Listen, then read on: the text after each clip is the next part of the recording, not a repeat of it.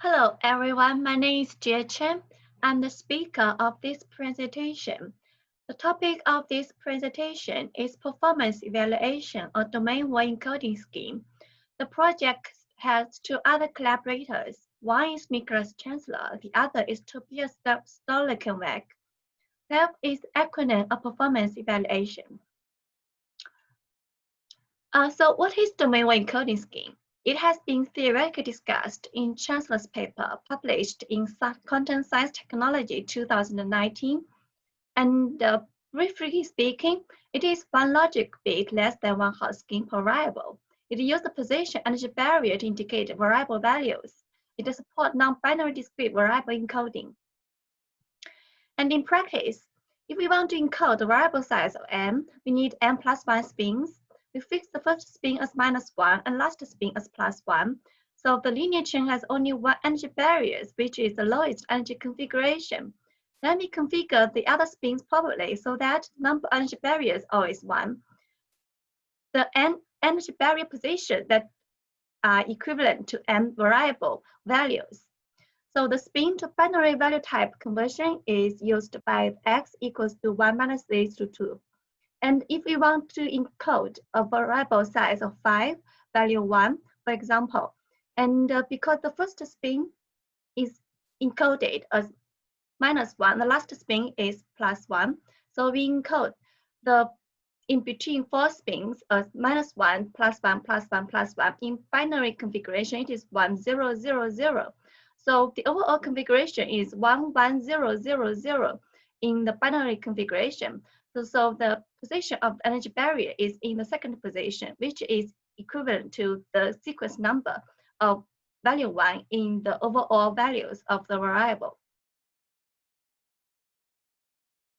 So to investigate how domain-wide scheme performed in practical problems, we investigated into 3 problems.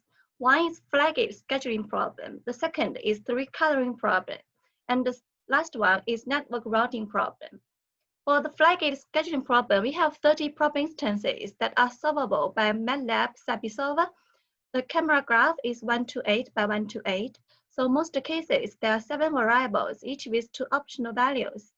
And we have larger problem instances as well that are encoded and embedded to self-devised camera graphs, which is larger than 128 by 128.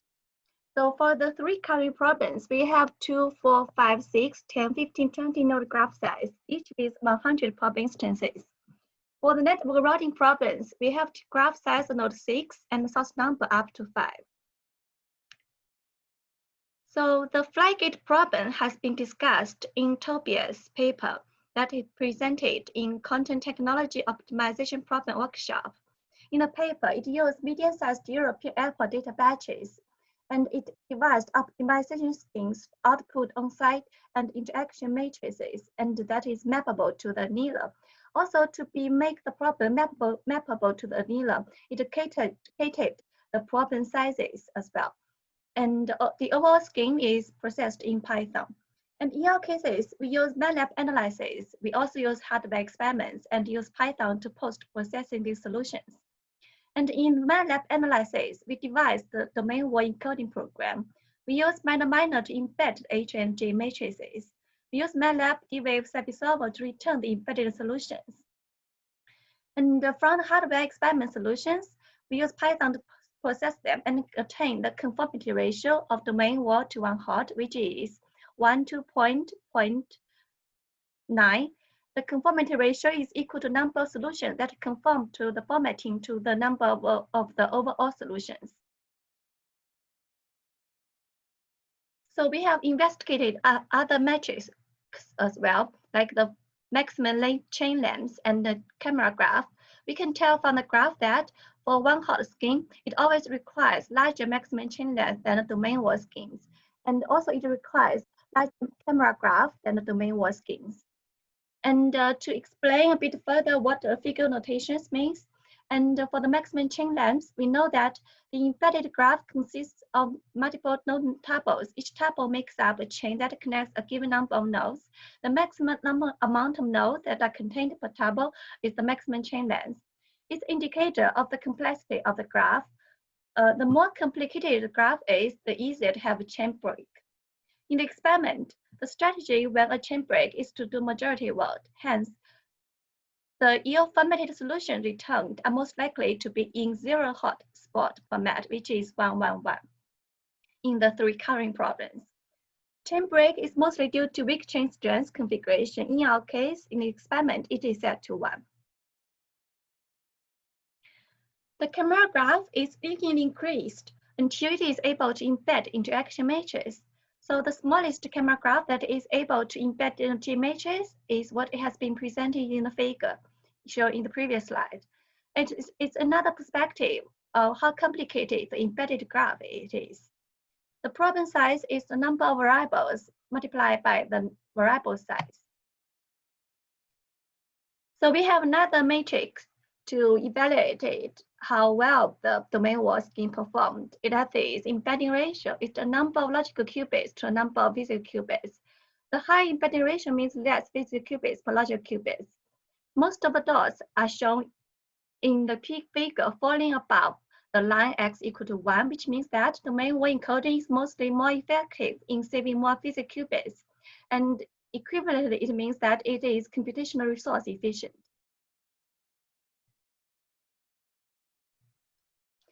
And now we come to three current problems. These problems are generated randomly by Python and solved using embedding composite dot sample.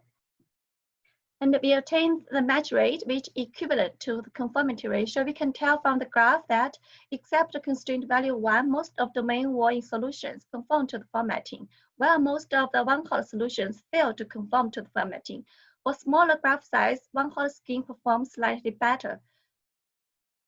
And from the maximum chain length graph, we can tell that the size of colored dots indicate the amount of probe instances that fall into the chain path coordinates. Larger dots mostly reside in the below the line x equal to 1, which means that one-hot scheme requires larger maximum chain length. And to investigate how badly one-hot scheme performed, we use the x-hot ratio, which is the average percentage of x-hot spots per variable per solution across all solutions. And x-hot encoding, for 0 x-hot encoding, it means all the spins are set to 1. For one-hot encoding, which means that is only one spin that is equal to -1, which is the ideal solution that we wanted. But the chain strength is relatively weak. In the experiment we set to 1, the percentage weights spin between 0 hot format and the 1 hot format is coinciding with the majority vote strategy that broken chain leads to all one solution. Constraint value lambda for the formatting Hamiltonian is attained through the formula from the Flatgate paper. And then we have the other two figures that are generated from the simulated environment using Python G-Wave API. We can tell that with the increase of chain strength from 1 to 8, more and more of the return solutions for one-hot scheme are conforming to the formatting. In most cases, the percentage accommodating ratio is 100%. Now we want to investigate how well the domain work solutions are. And we can tell from the ground heating index plot that most of the good domain work solutions are not absolutely optimal. The ground heating index equals to number of solutions that hit the ground truth to the overall number of solutions. And from the simulated results, we can tell that because we set the chain strength equals to 1, the success probability is very, very low.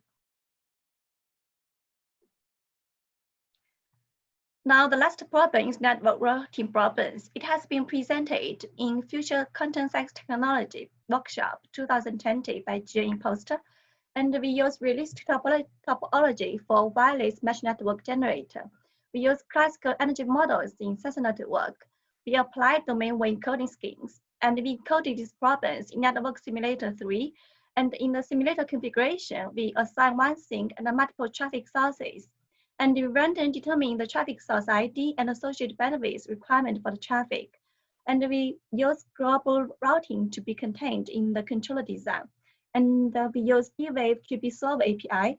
And we can tell from the embedding efficiency plot that the domain-wide schemes perform much better than the one-hot scheme in saving the physical qubits per logic qubits.